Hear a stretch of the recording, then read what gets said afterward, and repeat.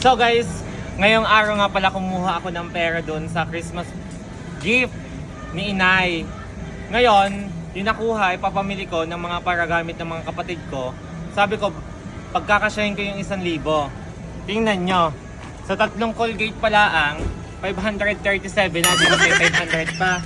Ari magkano na, ari 200, may 300 pa. Ang buong akala ko, madami ang mapapamili ko. Tingnan nyo ang dala ko. Yan palang alaman. Mauubos na agad ang 1K. Worth of 1K, ang laki ng basket. Sabi ni ate, punuin mo yan lahat ng sabon ha. Hindi mapupuno. Sa 1,000 Diyos ko. ari pala ang Ayan. Kesa naman, yung 1K ay walang mapuntahan, eh di binili ko na ng kanilang mga paragamit. May bigas pa naman sa bahay. Eh, wala na laman ng tindahan. Eh di pagkakasyahin ko na yung 1K sa mga gagamitin nila at pangangailangan sa bahay. So let's go, samahan nyo ako. Ito-tour namin kayo dito sa mall. Ang uwi lang niya kasi galing California. Color of the day natin ay pink, guys.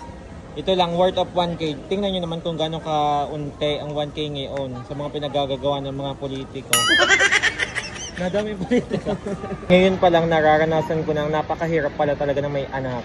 Diyos ko, ang anak ko 4, tapos ako lahat ang nagmamanage. Ito, pinamili ko na nga sila ngayon na nakuha ko eh.